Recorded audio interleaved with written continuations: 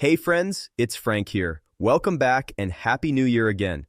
Now that we're officially into January 2026, a lot of people are watching their Social Security payments more closely than usual.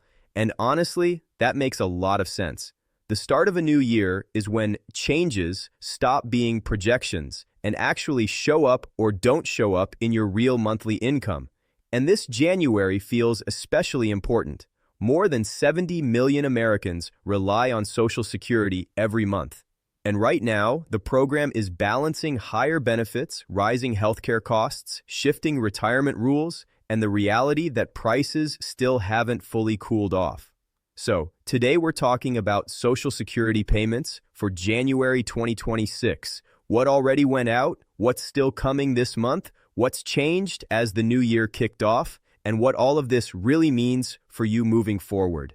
Music. And before we go further, let me ask you something real quick. As this new year gets underway, what's weighing on you more financially right now? Rising prices, healthcare costs, or just the uncertainty of what comes next? Let me know in the comments.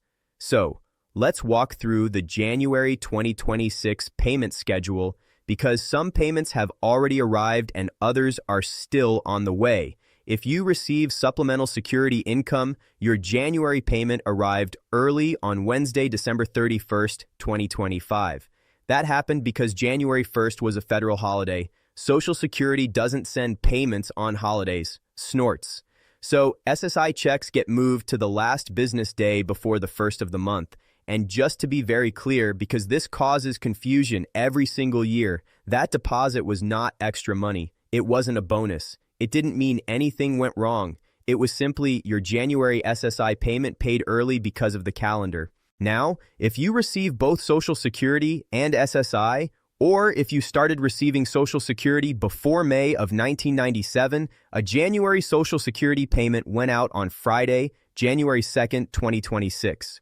For most people in this group, that deposit has already arrived. Normally, this payment comes on the 3rd of the month, but since January 3rd fell on a weekend this year, it was sent on the prior business day instead. For everyone else receiving Social Security, retirement, disability, or survivor benefits, payments are still based on your birthday, and those are coming later this month.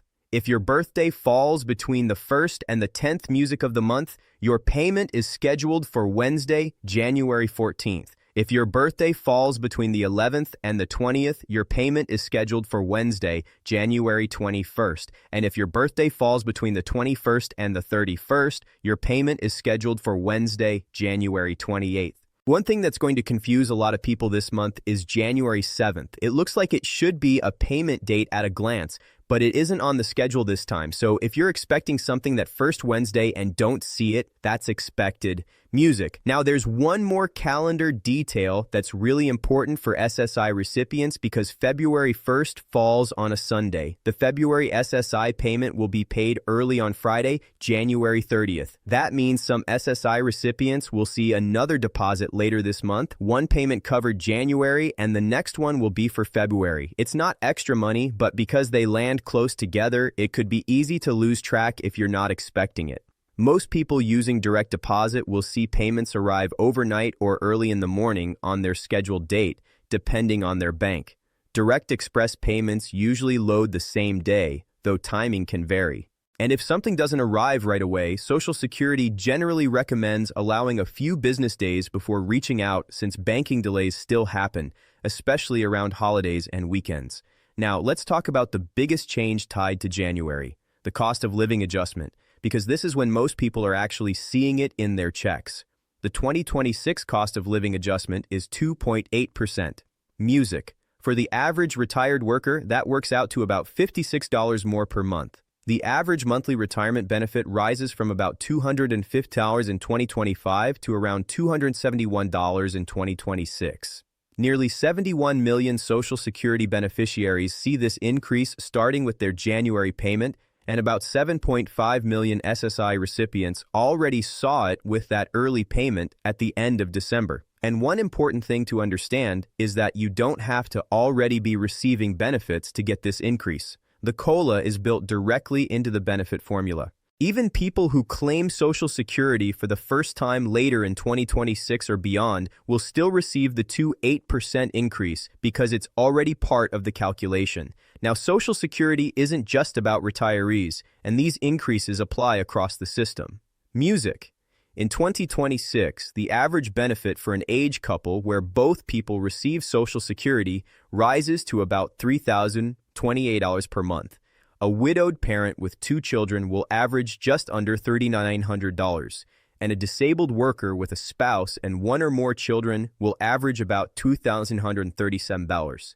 These numbers matter because they show how Social Security supports entire households, not just individuals. That said, music, even with higher benefits, many people don't feel much of a difference. And there's a reason for that. Medicare Part B premiums increased again for 2026. The standard monthly premium is now $22.90, nearly $8 higher than last year. The annual Part B deductible also increased, rising to $283. For most people, those costs are deducted directly from their Social Security check. So while your gross benefit went up, the amount that actually reaches your bank account may not feel dramatically different. Also, there's a protection called the hold harmless rule that prevents many beneficiaries from seeing their Social Security checks reduced because of Medicare premium increases. But that protection doesn't apply to everyone. New enrolls and some higher income beneficiaries aren't covered, which is why 2 people can receive the same COLA percentage and still have very different experiences this month. Music. This is also where you start to hear debate. Many beneficiaries say the COLA isn't enough to keep up with real-world costs. At the same music time, some economists argue that COLAs add pressure to Social Security's long-term finances. That tension is part of the larger conversation about how the system stays solvent in the decades music ahead. January 2026 also highlights some longer-term structural changes that are easy to overlook but very important. The full retirement age continues its gradual increase for people born in 1959. Full retirement age is 66 and 10 months and beginning later this year. For anyone born in 1960 or later, full retirement age becomes 67. Claiming benefits at 62 can permanently reduce your monthly payment by up to 30%. Music, waiting until full retirement age gives you your full benefit. And delaying up to age 70 earns delayed retirement credits of about 8% per year. Work rules have shifted too. In 2026, if you're under full retirement age, you can earn up to $24,000. Just pausing for a moment to share something important with you. We've partnered with Chapter, a service we feel confident recommending for clear, honest Medicare help. They'll connect you with a licensed advisor, compare every Medicare plan in your area, and help you save money. Most people save around $1,100 a year. It's free, and their care advocate team is there to support you even after you're signed up. Call 615-639-1937 or visit askchapter.org money using the link in the comments below. Let's keep going. $480 before Social Security withholds benefits. In a year you reach full retirement age, a higher limit applies, $65, $160. And once you reach full retirement age, there is no earnings limit at all for people receiving disability benefits. There's also an important update. The substantial gainful activity limit rises to $1,990 per month in 2026. That means disabled beneficiaries can earn more from work without losing eligibility, which gives some people a bit more flexibility. Taxes are another piece of the puzzle this year. The maximum earnings subject to Social Security payroll tax rise to $184. The amount of income needed to earn one Social Security work credit increases to $1,890 with a maximum of 4 credits per year. There's also a new $6,000 federal tax deduction for Americans 65 and older that applies to the 2025 tax year. Married couples where both spouses qualify can claim up to $12,000. This deduction is temporary, currently set to run through 2028, and it's aimed at reducing how much Social Security income is taxed for many middle-income seniors. There's also some good news for people affected by older benefit reductions. The SNORT Social Security Fairness Act is being implemented, ending the windfall elimination provision and the government pension offset. Many teachers, firefighters, police officers, and other public workers are already seeing adjusted payments, including retroactive amounts, and for some families, this has made a meaningful difference. At the same time, concerns remain. Overpayment recovery can still reduce monthly checks, even when overpayments weren't caused by fraud. Staffing changes, digital access, and stronger identity verification rules continue to affect how easy it is to get help. Fraud prevention matters, but so does access, and finding the right balance is still a work in progress. You may also hear talk online about possible tariff rebate checks or $2,000 payments.